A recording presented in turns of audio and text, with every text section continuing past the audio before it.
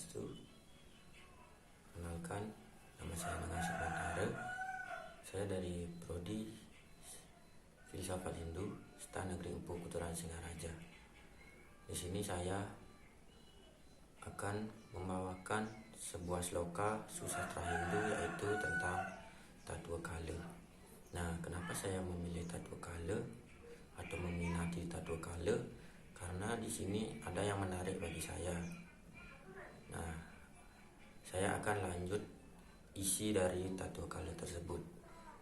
Nah, Tattwa Kala tersebut berisi tentang kisah seorang Dewa Siwa dan Buta Kala. Nah, di sini saya akan menjelaskan isinya, yaitu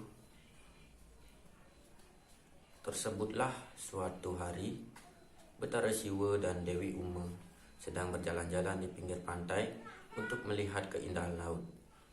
Pada saat itu, angin bertiup cukup kencang sehingga menyikat kain Dewi Uma. Nah, bangkitlah nafsu Betara Siwa. Tetapi sebelum terjadi hubungan sperma, Betara Siwa terlebih dahulu keluar dan jatuh di laut. Sperma itu dikatakan bercahaya, sehingga mengagetkan Betara Brahma dan Betara Wisnu. Kemudian, atas kesaktian yoganya, sperma itu berhasil dikumpulkan dan lahir menjadi raksasa yang tinggi dan besar yang nantinya disebut Sang Hyang Kala. Setelah Sang Hyang Kala sadar akan diri, ingin mengetahui siapa sebenarnya orang tuanya, kemudian dipandangnya seluruh penjuru arah mata angin. Ternyata sepi. Karena itu ia berteriak keras-keras sehingga mengguncangkan alam surga. Dewata Nawasangga menjadi murka, kemudian datang bersama-sama mengeroyok. Namun Sang Hyang Kala tidak melawan. Diserang oleh para dewata, Sang Hyang Kala tidak sedikit pun terluka oleh senjata mereka. Menyaksikan hal ini, para dewata Nawasangga kemudian melaporkan ke hadapan Betara Siwa bahwa ada raksasa yang mengobrak-abrik surga. Atas dasar itu, Betara Siwa turun dan menghadapinya. Akhirnya terjadilah perang tanding antara Betara Siwa dengan Sang Hyang Kala. Sang Hyang Kala tidak dapat dilukai. Hal ini menyebabkan Betara Siwa melarikan diri. Dari kejauhan, kemudian Betara Siwa bertanya, apa sebabnya ia menyerang para dewata? Sang Hyang Kala menjelaskan bahwa ia tidak pernah menyerang para dewata, tetapi ia hendak menanyakan siapa ayah ibunya. Setelah mengetahui tujuan kedatangannya, Betara Siwa menyadari bahwa itu adalah putranya. Lalu beliau meminta agar taringnya dipotong. Saat itulah si raksasa diberi nama Hyang Kala oleh Betara Siwa. Hyang Kala diberi anugerah untuk membunuh yang bersalah dan memberi hidup yang tidak bersalah serta menyembuhkan segala yang bernafas. Dewi Uma kemudian memerintahkan Hyang Kala agar tinggal di pura dalam dengan nama Betari Durga sebagai dewanya golongan Kala. Pisaca, Wil atau Cuil, raksasa, Danuja, Kinkara, penyakit, hama, bisa dan segala yang gaib. Ketika Dewi Uma masuk ke pura dalam, beliau bergelar Batari Durga Dewi, dan Hyang Kala atau Betara Durga bernama Kalika. Di samping gelar itu, Hyang Kala juga sering disebut Sang Jutisrana pada saat beliau berada di Balik Agung, Yang Panca Mahabuta pada saat beliau sebagai dewanya segala yang dahsyat, Buta Rajapati pada saat beliau marah, Sang Yamaraja, Sang Buta Raja setelah beliau disucikan, Sang Yang Purusangkara pada saat kekacauan dan pergolakan dunia, Sang Hyang Kala Mertyu pada masa Kali Yuga, Sang Hyang Mertyu Jiwa pada saat masa Kerta Yuga. Batari Durga Dewi juga memberi anugerah yang dapat dijadikan makanan oleh yang kala, yaitu orang yang tidur sampai sore dan terbangun setelah matahari terbenam. Anak kecil menangis di malam hari, orang yang membaca kidung kekawin dan tutur utama di tengah jalan, orang yang merapatkan perkumpulan atau nyangkepang di jalan.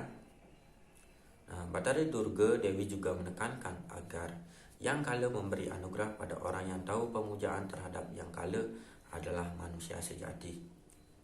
Manusia sejati dapat bercampur dengan Betara, Durga, Dewa dan Betara Yang.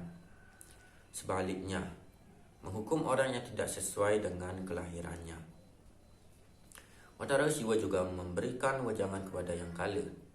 Yang kala dapat mengambil jiwa manusia atau binatang pada sasi kesanga, terutama orang berdosa, jahat, bersenggama tidak sesuai dengan sila karma sesana dan agama. Dapat menyebarkan penyakit kusta, hama dan penyakit binatang yang tidak dapat disembuhkan pada desa, adat atau wilayah yang terkena penyakit. Untuk keselamatan negara dan rakyat, seorang pemimpin dapat melaksanakan upacara yatnya sebagai penebus jiwa yang ditujukan pada yang kala dan semua dewata. Rincian yatnya yang harus dilakukan iaitu manusia yatnya, buta yatnya, resi yatnya, dewa yatnya, pitra yatnya, siwa yatnya, aswameda yatnya. Setiap pelaksanaan yatnya harus bersaksikan Sang Yang Weda Carana atau Caturveda. Dari isi lontar kala tatu tersebut dan berdasarkan uraian di atas, maka filsafat yang terkandung pada lontar kala tatu ini yaitu upacara mepandes atau potong gigi, yang tujuannya secara filosofis adalah mengendalikan satripu bagi anak-anak yang secara biologis dan psikologis sedang menuju masa ke arah guna satwam dan dharma. Upacara mentatah berkaitan pula dengan swadharma orang tua yang mempunyai tanggung jawab pemeliharaan dan pendidikan anak-anaknya ke jalan dharma.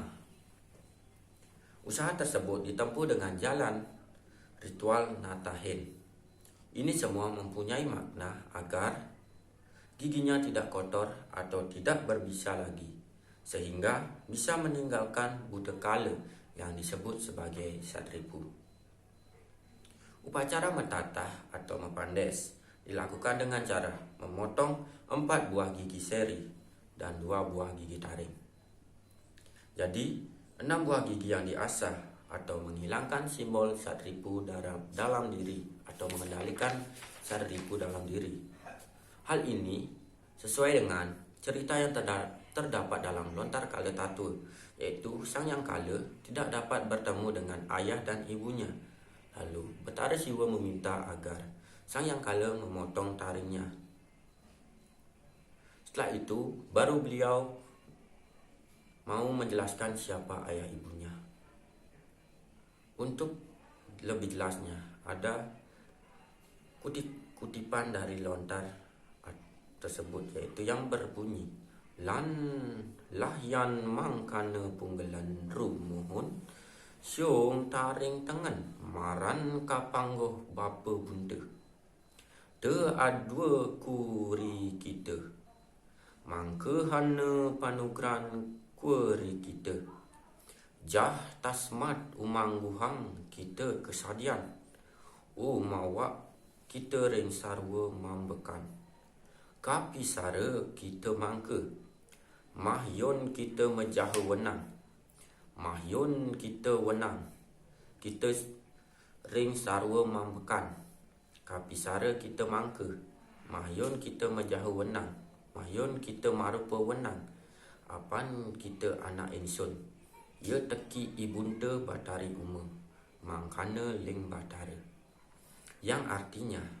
nah kalau demikian potonglah terlebih dahulu taringmu, baru ketemu ayah ibumu. Aku tidak akan berbohong padamu. Sekarang ada anugerah untukmu. Semoga engkau memperoleh kebahagiaan. Engkau wujudkan semua yang bernafas, terserahlah kamu. Jika kamu ingin membunuhnya, boleh. Jika kamu ingin menghidupkannya, boleh. Sebab engkau anakku dan ibumu Dewi Uma. Begitulah perkataan Bathara. Jelas, dalam hal ini menunjukkan bila mampu mengendalikan Satripu akan mencapai kebahagiaan. Upacara Matata yang dilakukan bertujuan sebagai penyucian dan tidak terbelenggu oleh sifat-sifat Satripu. Upacara ini mengandung arti penting bahwa orang tua tidak semata-mata menunaikan kewajibannya untuk membayar hutang kepada anaknya. Bila orang yang belum melaksanakan upacara dianggap belum memenuhi swadharma sebagai orang tua, sehingga dikatakan masih berhutang kewajiban terhadap putra dan putrinya. Apabila sudah melaksanakan upacara potong gigi, maka kelak sesudahnya meninggal dapat bertemu dengan bapak ibunya di akhirat. Orang tua adalah sebagai penciptaan, yakni ide Sang Hyang Widiwasa. Selain itu, upacara Matata ini juga memiliki tujuan untuk menghilangkan kekotoran diri dalam wujud kala, buta dan pisaca serta raksasa, dalam artian jiwa dan raga diliputi oleh sifat Satripu, sehingga dapat menemukan hakikat manusia sejati untuk menghindari hukuman di alam neraka nanti yang dijatuhkan oleh Bathara Yama Dipati berupa menggigit panggal bambu betung. Nah, demikianlah penjelasan saya mengenai lontar kala tatur. Semoga apa yang bisa saya sampaikan ini bermanfaat. Dan apabila ada salah kata atau mungkin kurang berkenan di hati, saya meminta maaf. Saya tutup dengan Parama Santi. Om Santi, Santi, Santi. Om